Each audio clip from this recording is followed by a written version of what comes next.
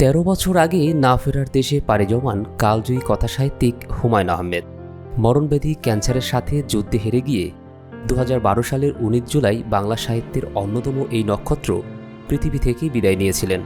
ছোট গল্প, উপন্যাস, নাটক, চলচ্চিত্র ও গানসহ সৃজনশীলতার অনেক শাখায় তার সৃষ্টি চিরস্মরণীয় হয়ে আছে। গতকাল সকালে মেহের আফরোজ শাওন তার দুই ছেলে নিনিত ও নিশাত লেখকের কবর জিয়ারত করেন। এ সময় তাদের সাথে হুমায়ূন আহমেদের অনেক ভক্ত ও শুভানুধ্যায়ীরা উপস্থিত ছিলেন। লেখকের আত্মার শান্তি কামনায় সবাই মিলে দোয়া করা হয়। এছাড়া কোরআন তেলাওয়াত ও মিলাদ মাহফিলের আয়োজনও ছিল।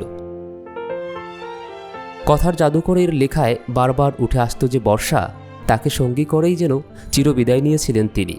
তার মৃত্যুবার্ষিকী উপলক্ষে নুহাশপল্লী, লেখকের জন্মস্থানসহ সারা দেশে হুমায়ূন ভক্তদের বিভিন্ন অনুষ্ঠান হয়েছে। হুমায়ূন পরিবার, তার অনেক ভক্ত, কবি, সাহিত্যিক আর নাট্যজনেরা ফুল হাতে শ্রদ্ধা জানাতে ভিড় করেছিলেন নুহাশপল্লীর লিচুতলায়। এ কথা সাহিত্যিকের জনপ্রিয় চরিত্র হলুদ পাঞ্জাবিতে হিমু এবং নীল শাড়িতে রূপা সেজে আসেন অনেক ভক্ত ও পাঠকেরা। তারা লেখকের প্রতি বিনম্র শ্রদ্ধা ও ভালোবাসা প্রকাশ করেন।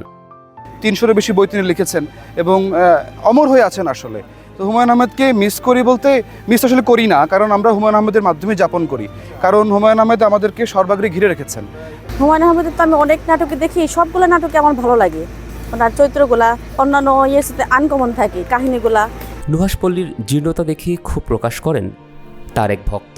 হুমায়ূন আহমেদ স্মৃতি জাদুঘর তৈরি করার তীব্র দাবি জানান তিনি। এই নুহাশপল্লীকে আমি ১২ বছর আগে যেমনটি দেখেছিলাম, আজকে ১২ বছর পরে এসে আমার কাছে একজন ভক্ত পাঠক হিসাবে একটা হতাশার মনে হয়েছে। স্যারের স্বপ্ন কী ছিলেন সেটা তো আমার জানার সুযোগ হয়নি, যে এই নুহাশপল্লী নিয়ে তার কী স্বপ্ন ছিল, কিন্তু একজন পাঠক হিসাবে, হুমায়ূন ভক্ত হিসাবে মনে হয়েছিল প্রথমে দেখার পরে যে এটা বোধহয় রবীন্দ্রনাথের শান্তিনিকেতনের আদলে স্যার তৈরি করতে চেয়েছিলেন। স্যারের হাতে গড়া এখানকার প্রত্যেকটি গাছ, অবকাঠামো যতগুলো রয়েছে, সবগুলোই ১২ বছরে মলিন হয়ে যাচ্ছে। একজন পাঠক হিসেবে, আমার দর্শনার্থী হিসেবে আমার তাই মনে হয়েছে, এখনও হচ্ছে, আজকেও হচ্ছে। নিজে হাতে আঁকা কি অসম্ভব চিত্রকর্ম দেয়ালে ঝুলছে, অনেকগুলো নিচে পড়ে নষ্ট হচ্ছে, পাশের ডরমিটোতে পড়ে উইপোকাতে খাচ্ছে। এগুলো সংরক্ষণ করার দাবি জানাই। কিন্তু হুমায়ূন আহমেদ স্মৃতি জাদুঘর এই নুহাশপল্লীর মাটিতে বারবার বলা হচ্ছে, কেন তৈরি হচ্ছে না, এটা হবে কবে?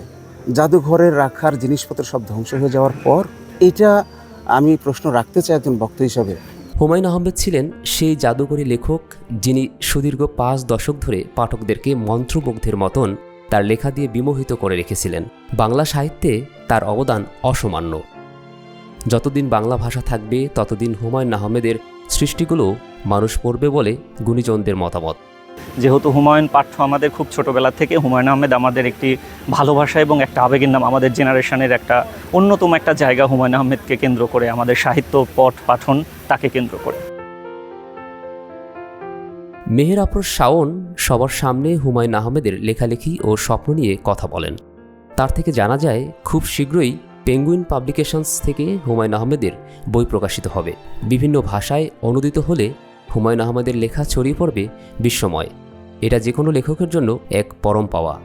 আমরা খুব আনন্দের সঙ্গে জানাচ্ছি যে পেঙ্গুইন পাবলিকেশন, এটা আসলে সব লেখকদের একটা স্বপ্নের ব্যাপার যে তাদের বই থাকবে পেঙ্গুইন পাবলিকেশনে।